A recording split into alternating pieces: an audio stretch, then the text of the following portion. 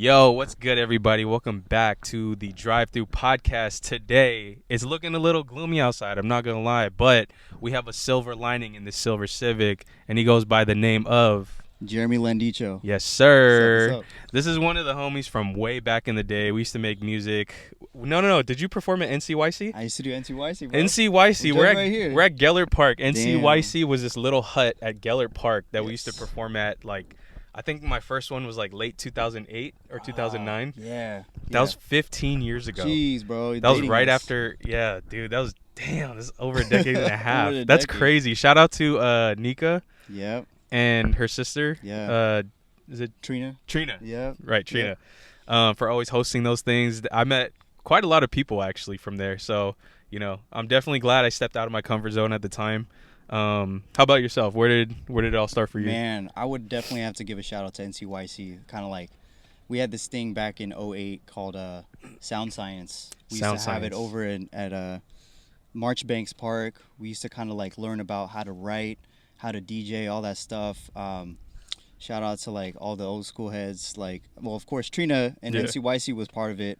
My kuya Josh, he used to run that program, but it's been a long time, man, and then coming up on open mics in Daly City, that's pretty much where we came up. Hell yeah. So, oh, man, Daly City was like the mecca of, like, everything I did with music. And it was just like, it was just like perfect because it's like all around my house. Yeah. So I didn't have to go too far. Exactly. But I guess, okay, so let's go back to you. Like, where did it all start for you? Like, because I see that you brought a guitar. Yep. That's a skill that you have to, like, learn over time. Yes, that's sir. not something you could just pick up one day and learn it the next.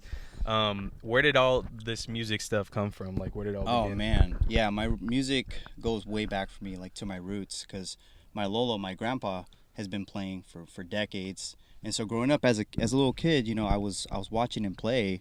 And so technically I began to pick up the guitar like maybe 10 years old, right? Damn. I'm 33 now, so you do the math. It's been a long time. But really where I got my feel to like writing and performing was really being around here. The open mic scene in Daly City. I remember first coming out, just like showing my first few original songs. Yeah. And then just like vibing with a crowd. And so, I would have to say like my teenage years from 15 to 19, just like collaborating with acoustic artists. This was like early YouTube days when this stuff was first coming this is out. when like YouTube first popped off. Yeah. So okay. Jeremy Passion, shout out to Gabe Bondoc. Those guys really inspired me. So I would say that's kind of where I started. Okay. Yeah. Okay. So definitely the YouTube boom with all the Asian musicians. Yes, there was like some people who were trying to get into acting, like Touch Blue. Oh yeah. Yeah, like that type of shit. Okay. Like early skits. Yep. Silly ass skits. Damn. Yeah. Taking it back, bro. I know, dude. I remember like there would be every NCYC event for here specifically. After we finish doing the show, after cleanup, there'd be a few of us chilling outside, and then somebody would just start beatboxing, and then we'd freestyle for like maybe 15 minutes, 10 minutes, or whatever. Yeah.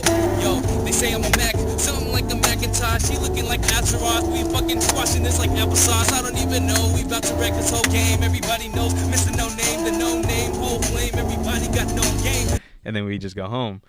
And I've been to countless open mics, whether it be here. I do remember Marchbanks behind the movies. Yep. There was one deeper. I forgot the area, but it's near like the Wendy's near Coma. Oh yeah. If you keep going down, there's like a little hut at this random hill. Oh what? Yeah, I didn't know about that one. I forgot what it's called, but I remember performing there. That's it. How do you remember your first performance? Like, do you remember where you performed, what song you did, and how you did? Oof. One of my first like notable performances, like I did small stuff in front of family, right? But like my first like actually putting myself out there was in El Camino High School.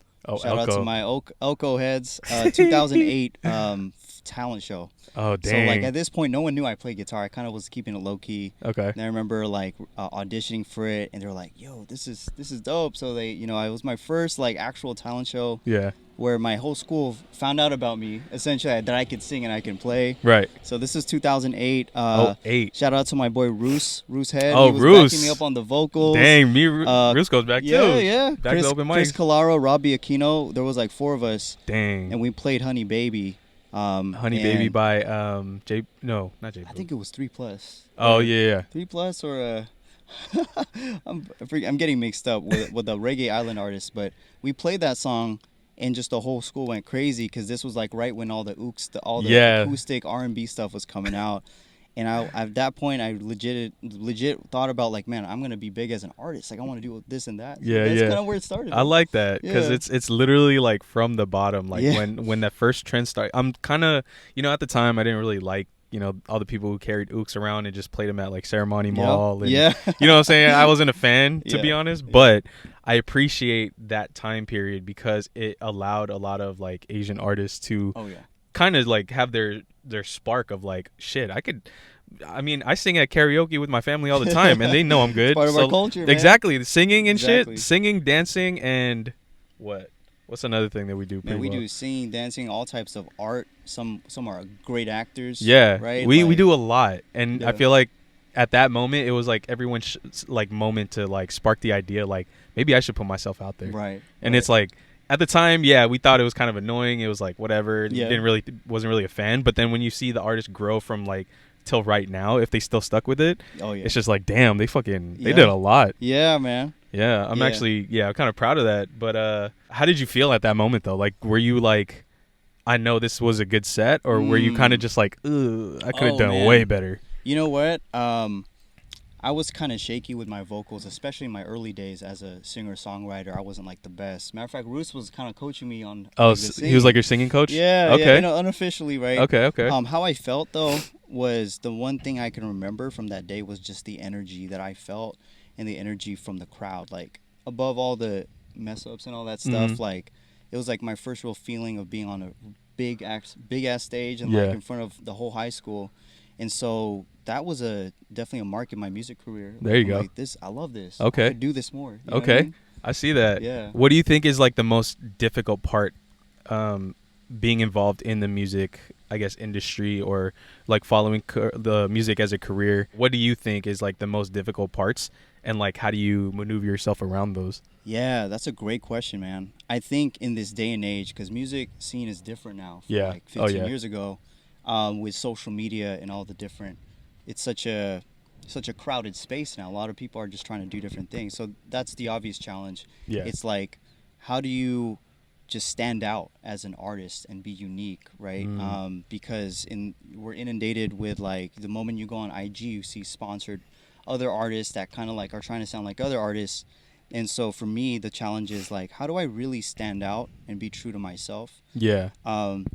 And then, the goal is not to be like viral, like super famous, but like just I want my music to be known. So that's always been a challenge. Like, how do I get myself out there in such a way that it's like it's real and I can connect with my community? Yeah. But the way I combat that is like just the little things matter. Just keep plugging away with my craft. Like every opportunity I have to network, go to performances, which I've been blessed. Like recently, being called to different performances. And then when you're connecting with people, like I know my story, I know my sound. So I guess at the end of the day, it's like self-knowledge, because there's a lot of clones out there, a lot of people trying to all sound the same. Yeah. But how do you stick out as an artist? Is like that knowledge of yourself, like your story, your unique branding, right? Because at the end of the day, like that's what really matters to fans, is like they love you for who you are and how you sound. Yeah, because like I feel like it's also an oxymoron when you try to chase being original and like being unique, because it doesn't feel as genuine sometimes, because it's just a character that you're trying to play just to be different. Right. That's so true, man. Because like to be honest, I even took a break from music for a little bit. Oh, really? Because I kind of felt like, I wasn't trying to like compete with all this other stuff. And like, when TikTok came around and then IG was like more heavy on artists, I was focused on other things. But this year, now that I'm really back in my music, I'm like, the way I write my music, the way I perform, like it's just, I want it to be unique. And to be honest, I don't really care about like other, like who I'm competing against, because I want to be the best at my craft. You know what I mean? So it's like sticking in your own lane. Yeah. Kind of just being the better version of your own self. Right. Because a lot of people, they ask me kind of like what I'm listening to, which I listen to like different artists here and there, but for the most part, I'm more focused on my own music. Yeah. Like when I'm kind of in a my own space and trying to write something unique. Like I'm not trying to like copy someone. I'm really just trying to find my sound. Yeah. And then usually when I finally have an end product that I'm happy about, like an original, Yep. I play it, I perform it somewhere, and people are like, that's a fresh sound. Yeah. You know, like we're like, you know. So that's kind of me personally, I have this problem that because I'm just gonna admit this now. I'm trying to get back into like singing, right? And I tend to find myself because I've never taken a music class. I've never learned how to sing. I've never had a singing coach. I don't know how to read sheet music. I don't know the difference between notes and a pitch and all this shit. So like whatever sounds good to me, I'll just sing that. Like I basically freestyle my melodies with every song that I try to do, right? Yeah. But I feel like sometimes I catch myself and I find myself humming or making a melody of something that's already been made, like subconsciously. And I'm like, wait, no. This sounds like something else. Yeah. And then I look it up. I'm like, where the hell did I get this?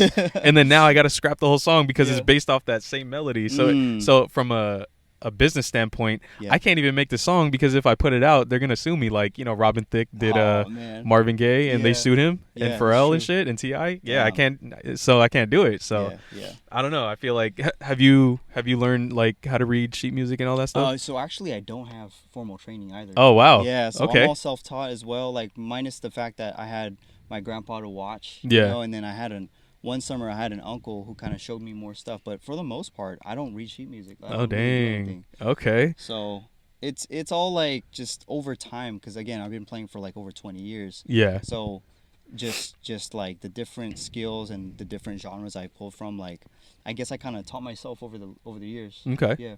Have you been seeking out like, because you've been doing music since what, 2000? If I put a timeline, probably like performing like seriously writing music in the studio, recording it and performing. Yeah, I would say 2000. I would probably say 2008. 2008. That was probably damn. hard. Yeah. Okay. That was like I would count like that performance. Yeah. And then that whole summer of 2008 to 2009 was when I was doing hella stuff. How many years did you take off? Damn, I would probably say, like in the recent years, I probably stopped doing music. Like stopped it seriously, probably like 4 years. 3-4 years. So it was 16 years minus, let's say 4. So 12 years straight serious. Yeah. Have you been? For me, I feel like I'm doing a lot, but at the same time, I'm like I could be doing more. Have you ever felt that way? And then like, what have you done to like put yourself at the next level? Like, have you? Because stepping out of your comfort zone is tough. Yeah. For me personally, because I'm a very introverted person, and like having these open mics here in Daly City, I was like, oh, perfect. I don't gotta go nowhere. Yeah. But then times have changed. There's no more NCYC, no more shit like that. So it's like, what have you done for your music career to like step your level up to the next? For sure, that's a great segue to like talking about where I'm at with my music journey this year. Yeah. Because that was it for me. Like, I would say like when COVID happened, right, and we were shut down, we were stuck at home. Yeah. I had to just really hone in on my music. Yeah. Like, I didn't have much else to do. I was like working from home like everyone else, but then I really started writing again, and like just writing, just jamming by myself, really letting those creative juices flow and stuff. And then and so out of that three-year period, like I wrote like 8 songs. Damn. So beginning of COVID up until maybe 2023. And so, but that still wasn't enough for me, right? I did feel that sense of like, well, what next, right? I wrote hella stuff. Yeah. And this whole new chapter of like, I could put out an album if I wanted to. Might as well. But it's in the works. Okay. But, so 2024 came around. I'm gonna back it up. End of 2023, I got actually invited to play at a show for an artist named Erica Lisa. Oh, Erica Lisa. Shout Yeah, out to she was. Erica, Hey, shout out to Daly Erica City. Lisa. She was on Mikey's song. I think it was Danae. Yeah.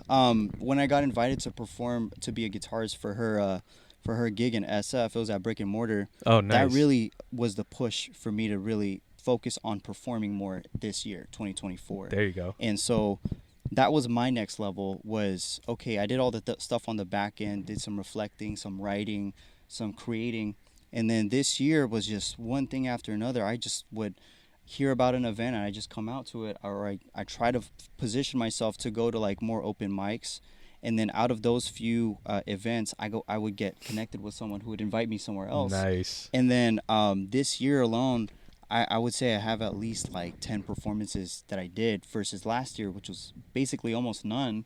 Damn. And so my next level again was really putting myself out there, getting on a platform, so to speak, networking. So that's more on like the marketing and business standpoint. Yeah, as an independent artist, you kind of have to wear all the hats. Oh yeah. And it's difficult if you're not as extroverted, or if you don't have as much money or like resources. Facts. I mean, there is YouTube University. You can literally learn everything from there for free. Yep. But to put those things in action and actually take effect, Yep. it's going to be a lot of patience. Yep.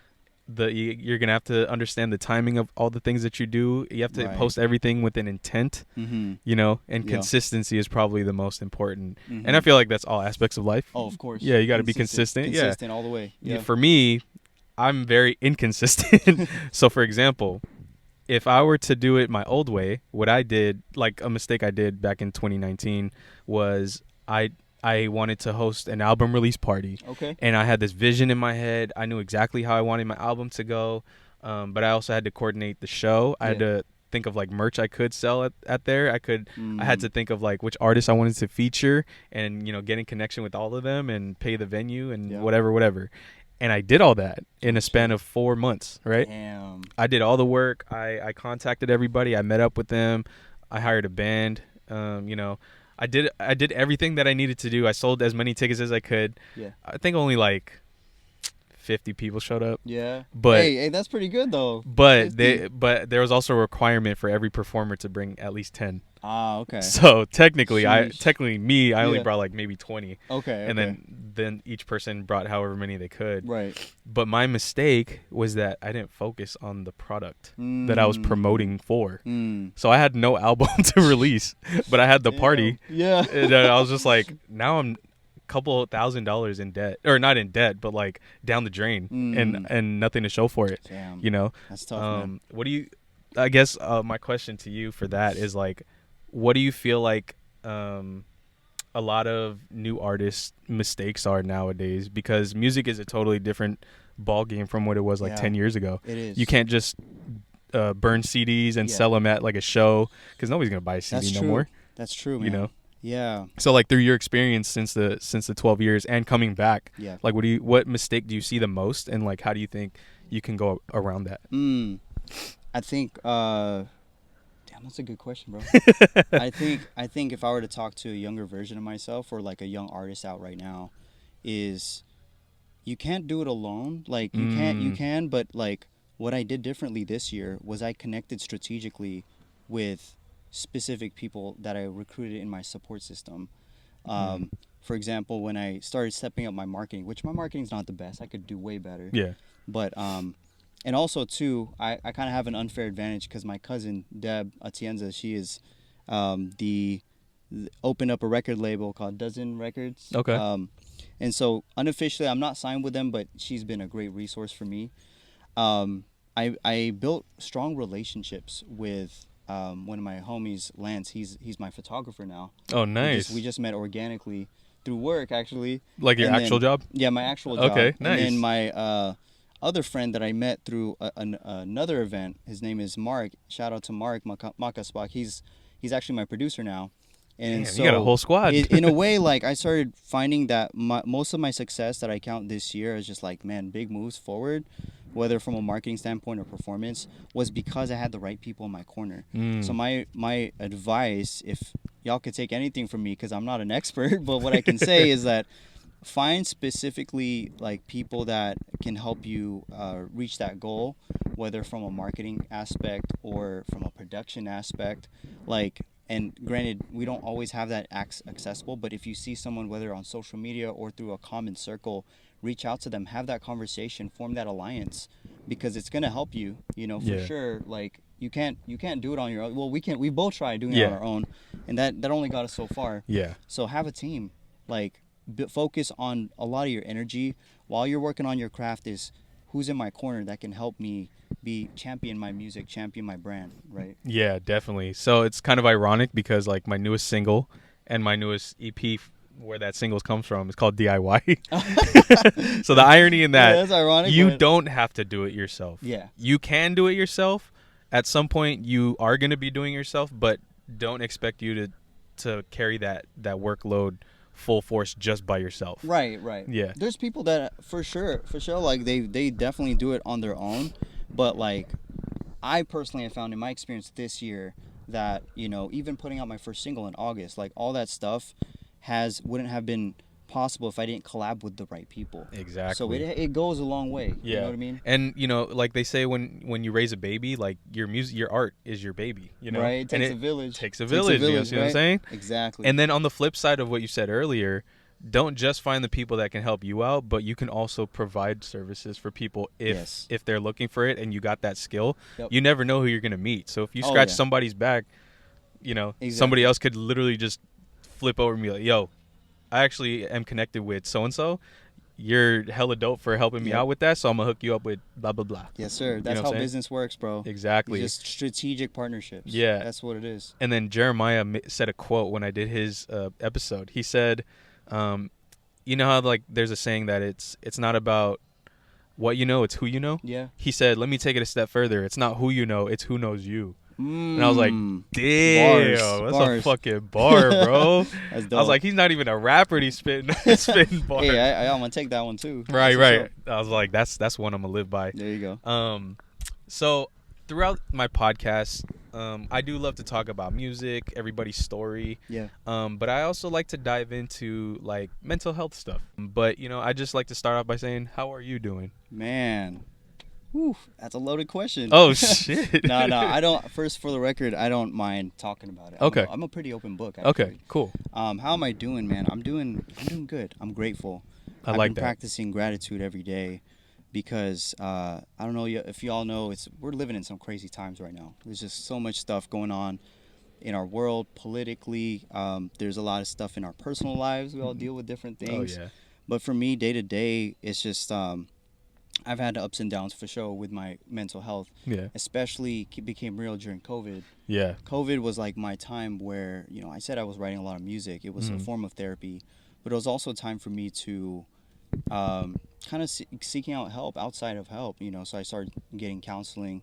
I started opening up to my spouse, and but how am I doing? I'm doing great in the sense of like just the way I level myself every day is just gratitude, man. I like that. Like, cause I wake up and I remember that, you know, back then when I didn't have much. Like, I have a lot of things. I read a quote somewhere, and I might butcher it, but the things that we have today are basically some of the things that we were hoping and praying for in the past, right? Something like that. But basically, we all deal with things like I gotta pay bills, like I gotta, you know, take care of my family, and I'm trying to put my music out there, and it's hard, man. It's hard out here. But at the same time, instead of getting down on myself, sometimes I actually literally start counting my blessings. Yeah. Like, damn, like I actually got a nice car, like a decent car that's not a bucket like what I used to drive around. Yeah. I actually, you know, have family around me versus some people, they have nobody. Yeah. And so sometimes when I do that, it kind of like repositions the way I'm thinking. But not to say that I don't deal with struggles. Like, of course, I deal with anxiety. I actually deal with anxiety a lot as an individual. Yeah. And, you know, I've had seasons of depression too. But the thing is, like, gratitude is such a big key part of, like, taking it day by day. You know, the fact that we're living, like, we're not disabled, you know, stuck at home. The fact that we have talents, like, to even write. Some people, they wish they could do what we did, but they don't.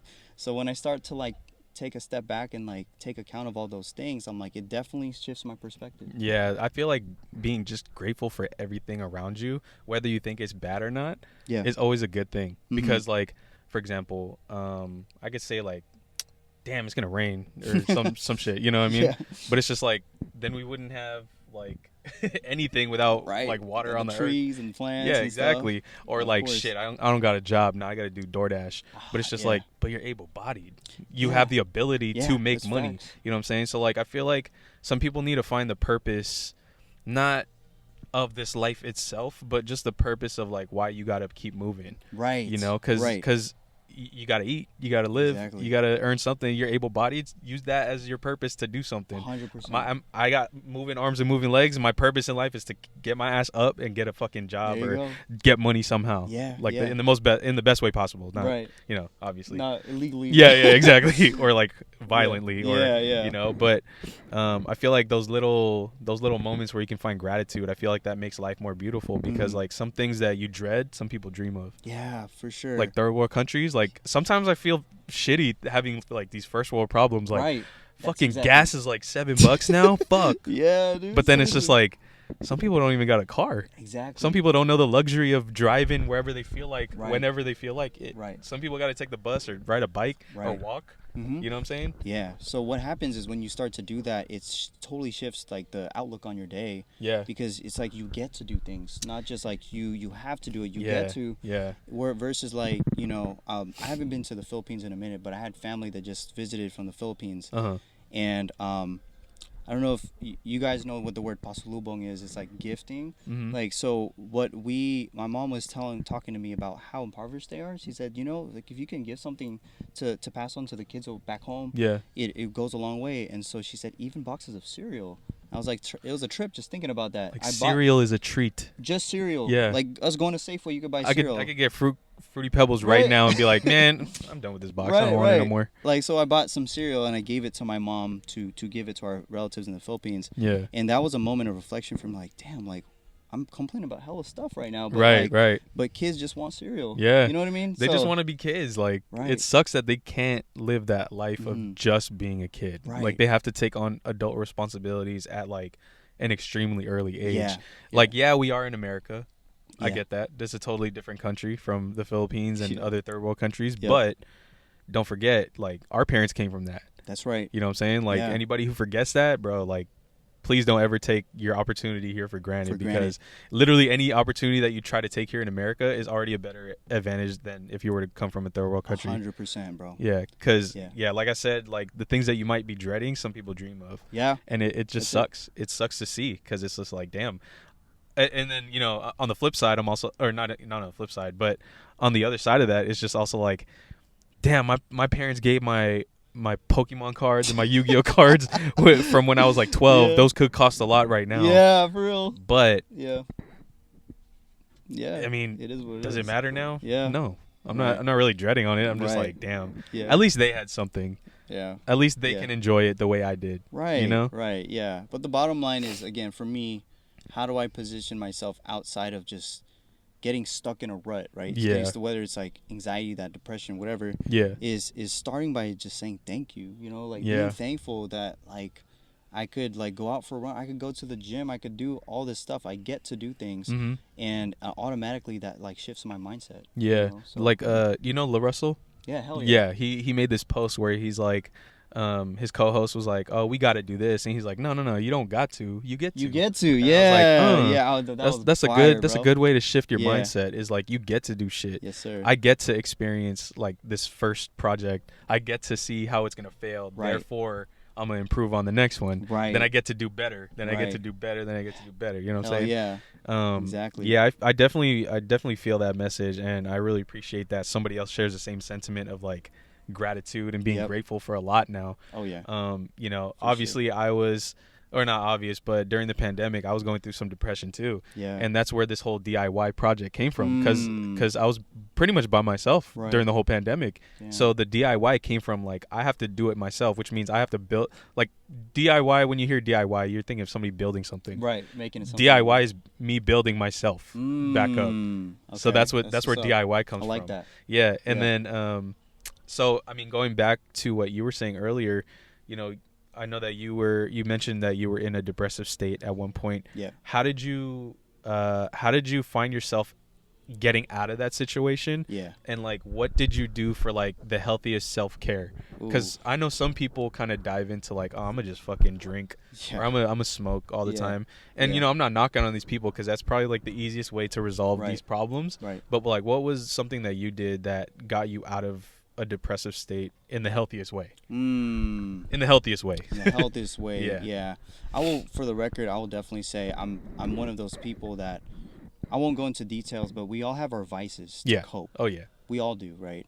one of the things, not I won't go into all of it. One of the things for me was just like getting stuck on social media and on my phone, just getting stuck there, right? And what I started doing was there's a book called Power of Habit. There's different habit books, but this book really shifted my perspective. It talks about 3 keystone things that you can start implementing in your life today, or one at a time, to like help you get to a better quality of life. And those 3 things really helped me out. So one was fitness. I started getting to fitness like this past few years. Okay. You know, getting that gym membership, forcing myself to start lifting weights and all that stuff. Secondly was mindfulness meditation. That's where the gratitude comes in. That's where just being still and like just feeling your body, feeling your just what's around you. It's also a form of meditative prayer for myself too, as a person of faith. That's big. And then the third one is exercise. Reading. Reading is huge. So I'm not a reader. Me neither. Reading was always been hard for me. But one thing that it challenged me to do in this book is, ironically, I tried to read that book, but if I challenged myself to read 7 pages a day, which I did, it actually made a significant difference for me. Whatever that book is, especially like self-improvement books or books on mental health. And so I started implementing these 3 things in the past like few years or so, and like my outlook started to change. Like the way I feel, especially with working out a little bit more consistently, that for sure helped me. Yeah. I won't say that it's like a total cure, because I still have my ups and downs, and even at this moment, like I've fallen off of some of those habits. But the last thing I would add is find 1 or even 2 people that you can be 100% real with, that you can vent to, that you can have that safe person to just like be that mental and emotional support. Yeah. Because at the end of the day, like I said, you can't do it on your own. Yeah. You gotta talk to somebody. Yeah, somebody. You know, somebody, even if it's like, I mean, even if it's a sibling, or like for me, it's my spouse. So that would be my four things. You know, fitness, mindfulness, picking up reading. I know it's hard, but and then opening up to someone, because you got to talk to somebody. Yeah. I feel like that's the whole essence of like yoga, is mind, body, and soul. Yeah. You know, it's finding things to tap into those 3 pillars of your being, and then I feel like those things like kind of center you. Yeah. Yeah. And sometimes people write it off like, oh, that's like some spiritual bullshit. I ain't trying to hear that bullshit. But try it. Try it. And then like what I did was I tried one habit at a time for at least 60 days, right? I had a little like notepad where I was like checking it off, and actually it does help. I'm just saying, like, just go with a low-hanging fruit. Try something that is actually going to get you outside of that rut that you're in, and I promise you'll see results. Yeah, and it's also baby steps. Exactly. Because like you said, you only read 7 pages a day. You didn't try to accomplish the whole book in like a day or 2. Yeah. And I feel like when you take baby steps to something, it becomes like a domino or a snowball effect. It really does. Like slowly, oh, I'm gonna read 7 today, and then after you read 7 the next day, you're like, I feel like I could do 10 tomorrow. Exactly. Or I could do 20. That's what happened. Yeah. Bro. It's a slow process, but I think the consistency on that will definitely show like how committed you will be, and the results of like how much you'll be changing in the future. Because if you just give up, right, that's kind of like blocking your blessings. Also, it's raining right now. It's raining as I say this. But when you give up and you tend to quit too quickly, you block your blessings. Ooh. And then I also feel like discipline. I think I've heard this a lot. Is like discipline is probably the highest form of self-love. Yeah. Is because you don't allow yourself to quit. Mm-hmm. And even if you feel like quitting, you love yourself enough to say like, I deserve more than what I would be if I gave up. You know what I'm saying? Yeah. Like I don't see myself giving up at the halfway mark of this race, because I know I love myself to get to the end, regardless of when I finish. Yeah. I know I'm gonna finish. Yeah. Yeah. Discipline. That's actually a good point. Yeah. I don't know how long we're gonna dive into that, but I would definitely say that when you choose to do little baby steps to move yourself in the right direction, like in my example, like a reading habit or whatever, you're taking courses of action to take care of yourself. Like yourself is like your responsibility, and it's kind of like a daunting task to like think like I want to be in shape like one day, but where do I even start? When you do little things like depositing like positive things into yourself, into your soul, like it goes a long way. And that's what discipline is. It starts with tiny things, because we got a responsibility. Let's say I decided to not do any of those things and I just stayed where I was at, then I'm not doing myself a favor. I'm actually just letting myself just go, and I'm like talking to myself negatively. It's a snowball effect in the other direction. Yeah. Once you get started, with one positive, affirmation or habit, moving yourself in the right direction, the discipline with the little things, it really does go in a long way. So yeah, I can vouch for that for sure. It's always better to like what was the thing? I was saying this too. I say a lot of quotables. I'm very a quotable person, Yeah. but I like the saying. I said it to somebody. It's like 1% of progress is better than 100% of That's nothing. it. That's what it is. 1%. You know what I'm saying? If you can get 1% If better you can get every day. 1% every single day, like your own piggy bank, like your own being's piggy bank. If you put $1, $1 of something of yourself a day, look at yourself a year and see how much you put in at the end of it all. And then imagine if you didn't put anything through the whole year, then you get nothing. Exactly, you know what I'm saying, bro? Yeah, so it's better to progress slowly but consistently rather than trying to go all in 100% and end up doing nothing. That's it, bro. Yeah. That's exactly it.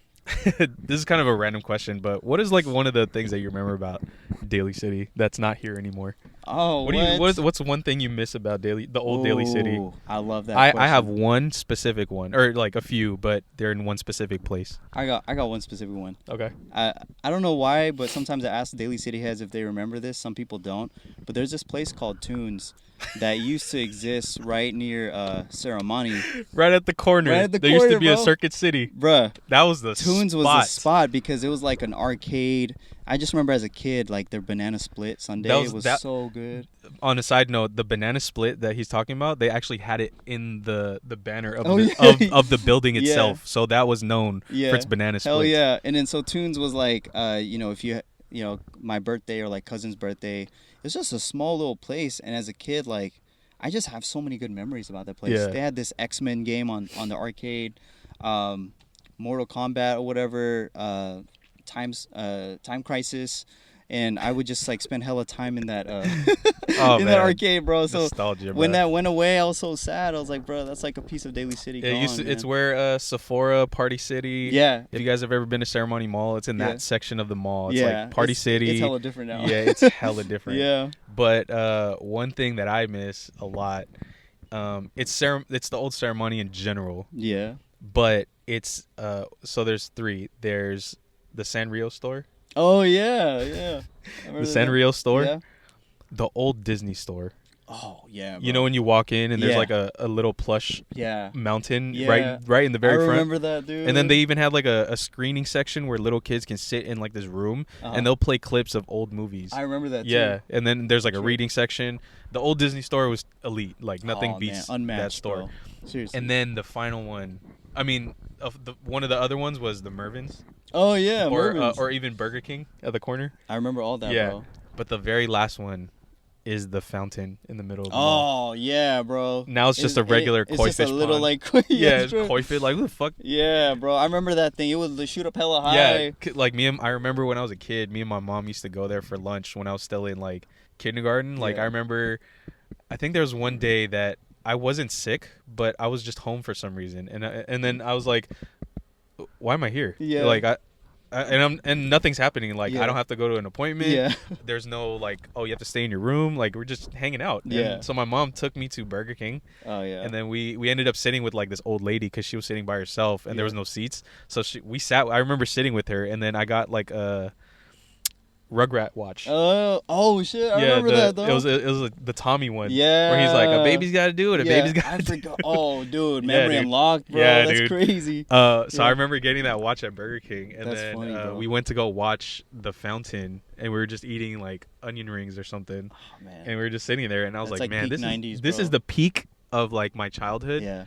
And nothing ever felt the same after that. I mean, it did as technology grew, PlayStation 2, all that stuff. But the memories like that, being with my mom and enjoying that. Yeah. Like I don't think I want to have that for my kid, but like I don't know how or where that happened? It's different now, bro. I miss those days because things just seem so much more simpler. Yeah. I think in general, just like this was the days when kids didn't have iPads, right? Like, Oh yeah. I just have the same kind of memories with being with my grandma, being with my aunties. Yeah. Just Serramonte, bro. It's just like I practically grew up there. Right. It was a place to be, Yeah. man. It was the mecca of like all the malls in the Yeah. peninsula. Because like Exactly. Tanfran, it had the train, but Right. Oh not- yeah, the train. not too many people like Tanfran Yeah. like that. Yeah. But then there was also like Westfield Mall. There was Stonestown. Yeah. But there was nothing going on there. Yeah. Ceremony had the There's kids. always shit. Ceremony. Like if you were to like relate these places to like TV channels. Yeah.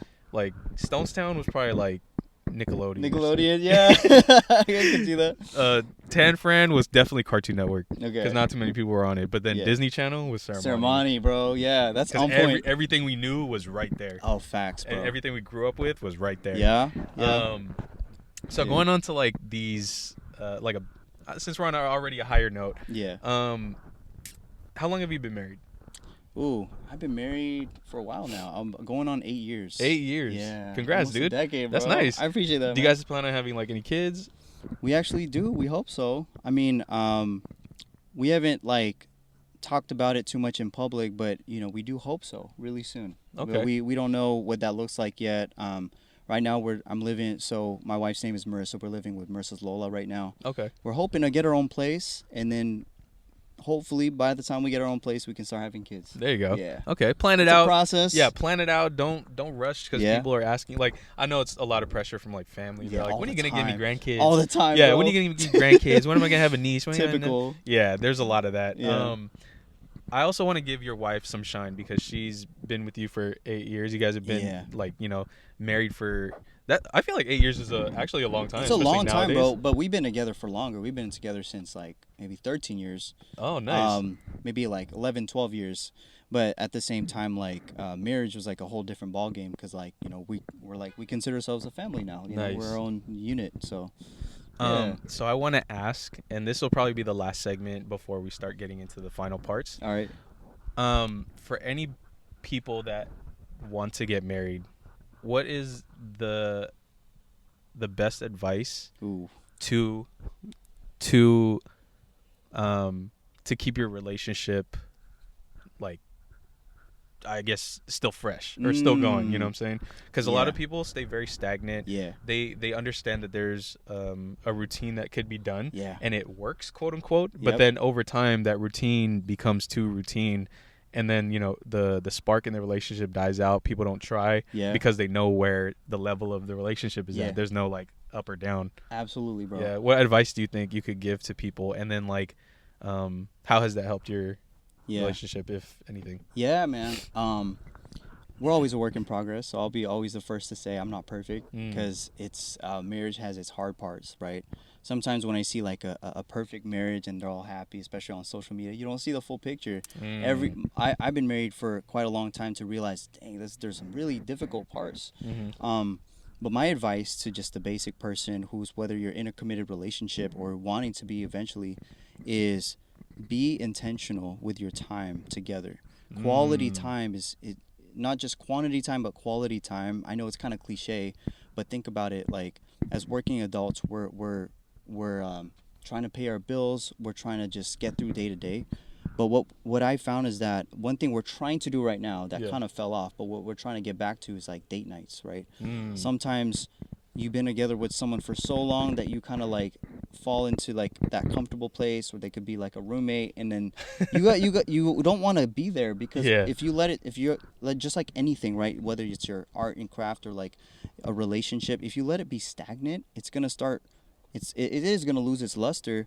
So what I would recommend is like be intentional with that time, that quality time. Like what we're trying to do, what we did recently is we have these check-in moments where it's like, hey, how are you doing? Like even if it's 30 minutes.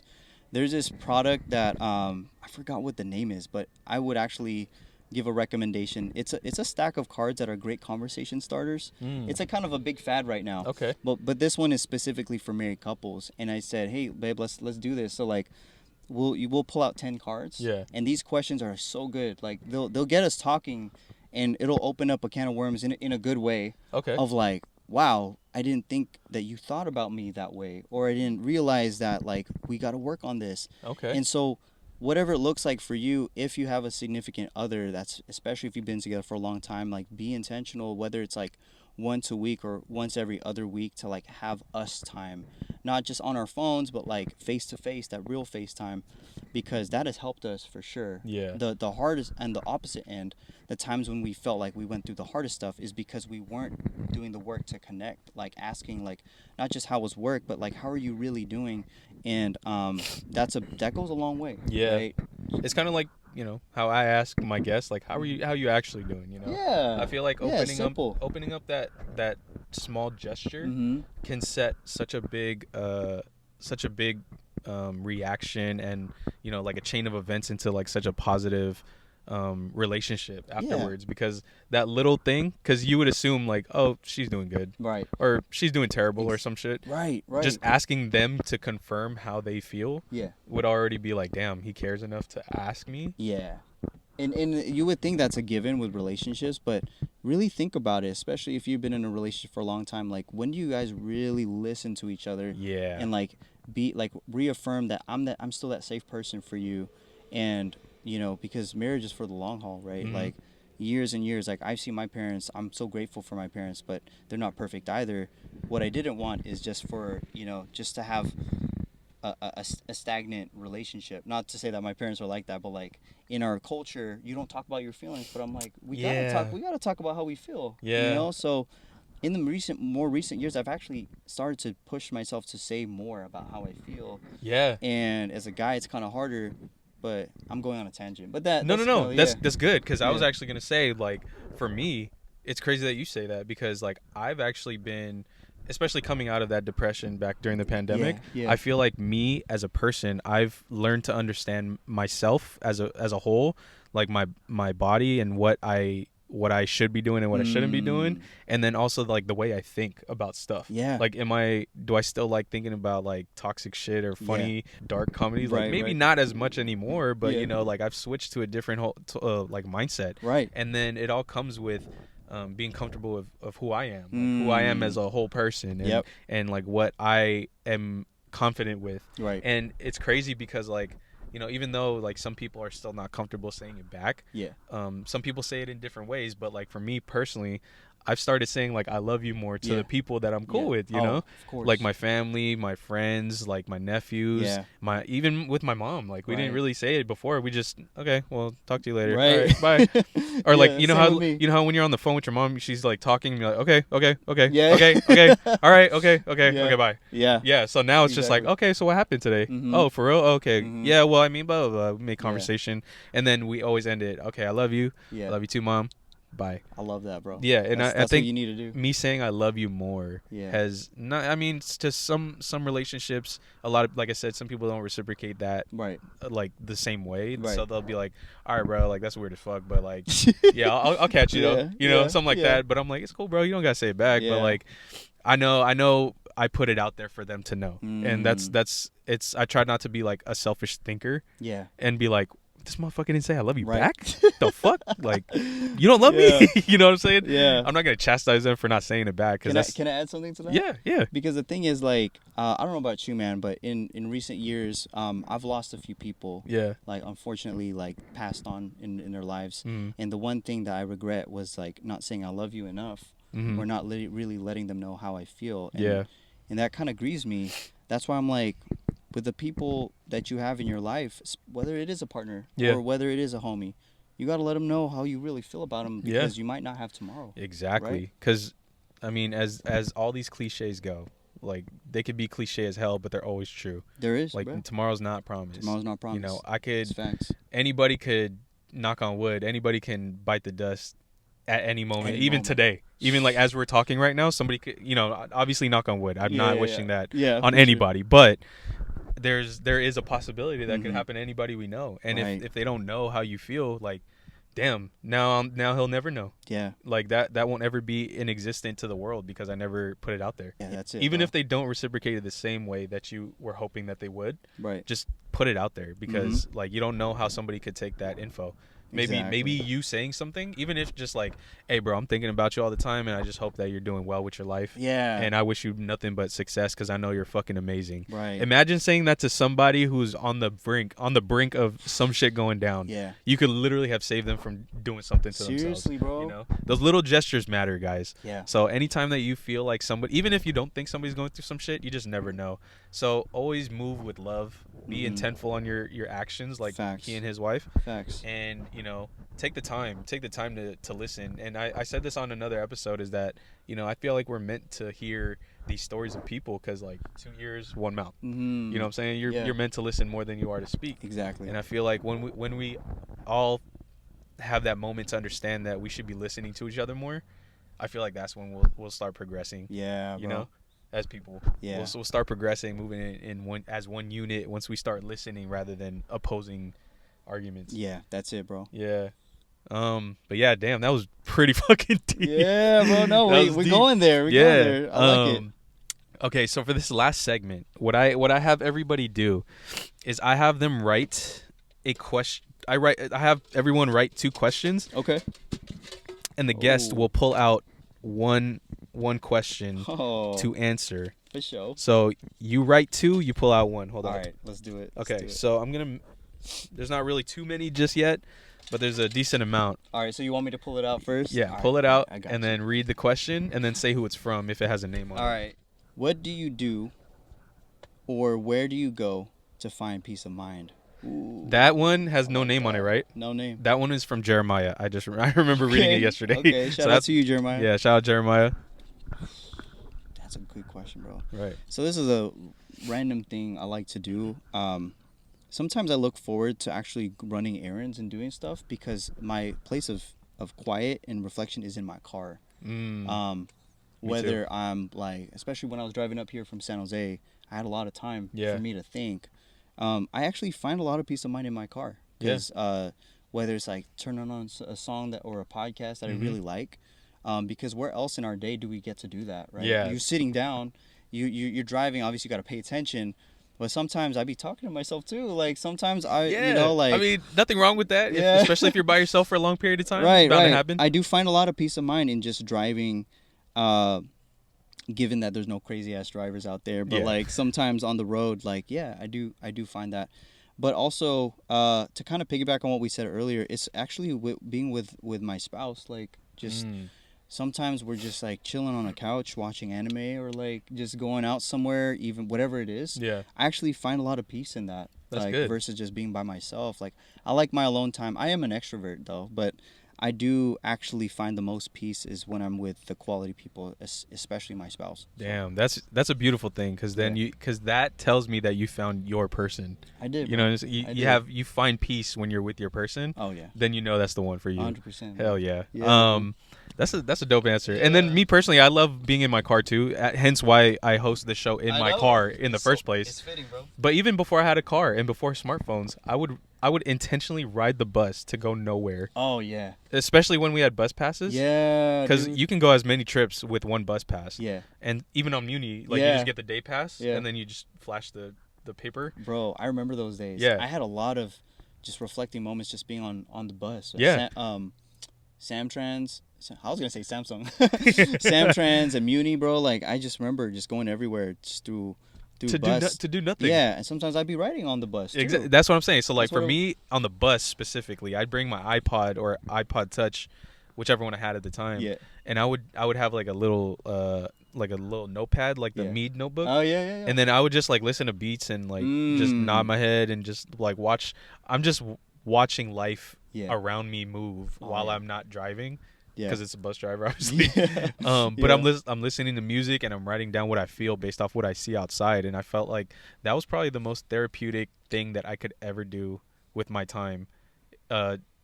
It's like outside of going to therapy, obviously. But for the time that it was, I would just listen to music, watch the view, and be moving. Yeah. And be writing what I feel. Yeah, bro. It's the best. It's like self-therapy. It's very therapeutic. Yeah. Just being by yourself sometimes, just reflecting. I can relate. Just being on the bus with my headphones on, like, is actually not that bad. Like, and I would take the 121 specifically because 121. the 121 compared to the 120, the 120 was only a 40-minute ride or 35-minute ride from Yep. my house to Serramonte. Yeah. The 121 Yeah. was a 45-minute ride. So it Right. gave me the extra 15 minutes. Like, okay, maybe I could ride a little bit more in 15 minutes. You know, Bro, so that's a trip. Yeah, strategically. I wonder if we were ever on the bus at the same time, bro. Probably. Because I took Probably. the 120, 121, 122. Also, it's raining. Oh shit. I don't know if you guys can see that it's raining. But yeah.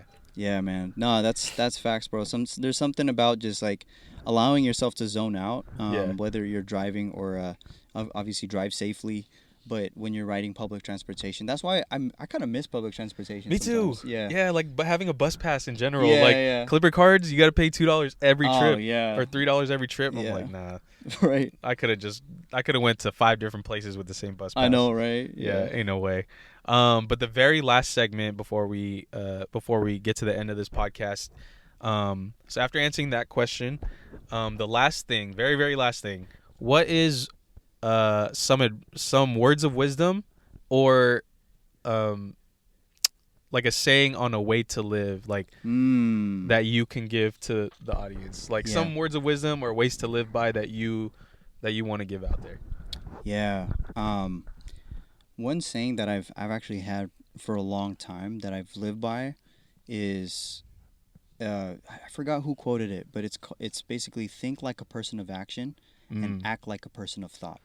Ooh. So let me say it one more time. Yeah, say it slower too. So think like a person of action and act like a person of thought. Ooh. So basically what that means is when you're thinking, always whatever you reflect upon, always have the intention, I'm going to do something about it. Whether it's an idea or a desire, or you're thinking about somebody, you want to say I love you to them. Like, think, like, be a thoughtful person, but have intention to move. Yeah. But also, whenever, as we go about our day-to-day and we're doing things, do it with intention, like thinking about it. Like when I say something, I don't say things mindlessly. Yeah. Or when I like do something random, like, you know, it's okay to do random things, but like do things with intention, right? So think like a person of action and act like a person of thought. So it's like, yeah, man, that's a fucking bar, man. It's Jesus kind Christ. of random, but I used to put that on my MySpace. It's been that long. Damn, that long. MySpace. It stuck with me for so long, bro. Side note, if you guys ever want to look back at your MySpace stuff, I think there's like a thing called like Time Machine. Yeah. And you can look, I think so, and you can enter your old URL, and it'll bring you to I think a specific year of that URL. What? Yeah, that's crazy. I think All right. I could be wrong. I gotta look this up, man. I know. I wanted to look mine up too, gems. because I'm like, yo, who did I have in my top 8 at that time? I was like, I know it changed, or I know we were like fucking hackers and shit, entering like code. Yeah, we were coders back then.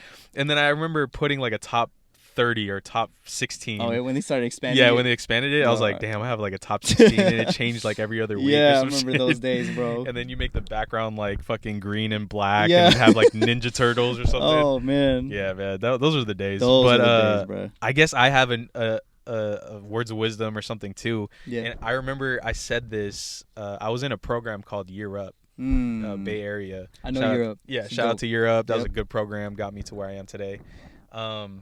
There was a project that we had to do, and we had to draw random stuff, right? And we basically had to like freestyle like a meaning behind why we drew it. Oh, okay. And this is like day 1 or day 2 of class, and it's basically like a team building exercise. And you know, some people drew like a telephone, some people drew a quilt, some people drew something else, and I drew a turtle. Yeah. And they're like, okay, so what does all this mean? And you know, I had to bullshit on the spot, and I just freestyled everything. Yeah. And I was like, the turtle represents, you got to move slow and steady to get your feet wet. And then they're like, why a telephone? And I'm like, because with a telephone, you never know who's going to be on the other line. You just got to answer. Woo. Or some shit like that. Yeah. And then they're like, well, why a quilt? And I was like, because a quilt, it's made up of different things, but you got to come together to make a whole blanket or some shit like that. And then the last one was my favorite. It was somebody drew like a garden.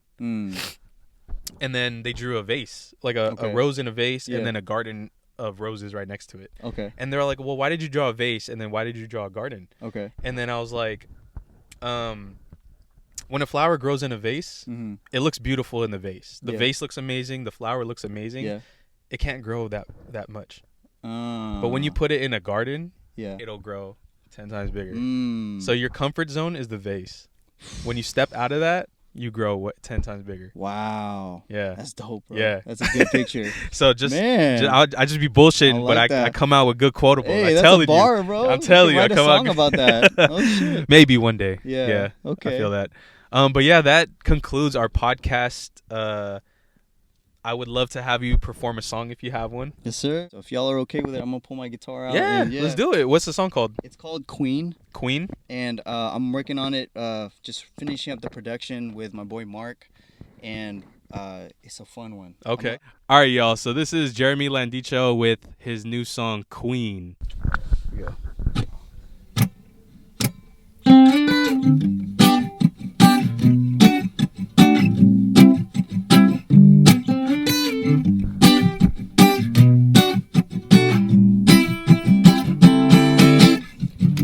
I've searched near and far for a woman so beautiful, then God put her right in front of me. She makes my heart dance, no other woman can stand a chance. She's the one who makes me feel just like a king. That's me and my queen.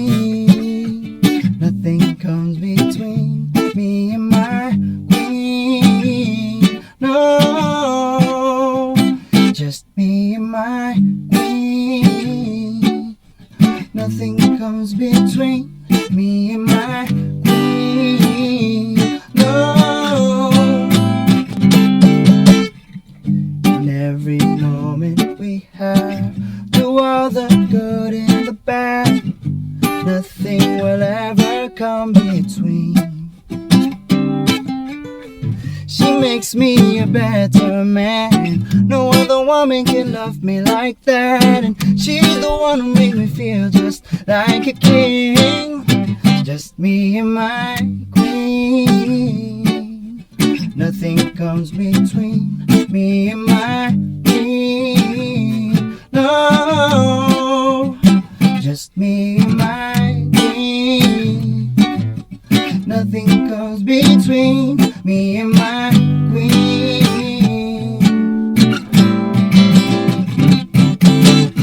I treat you right, treat you good. Gonna love you like a real man should. No second guessing, no hesitating. I'm always holding it down for my baby. I treat you right, treat you good. Gonna love you like a real man should. No second guessing and no hesitating. I'm always holding it down for me and my queen. Nothing comes between me and my queen. No, just me and my queen. Nothing comes between me and my queen. Oh, oh, oh. Me and my queen. Woo! That was crazy.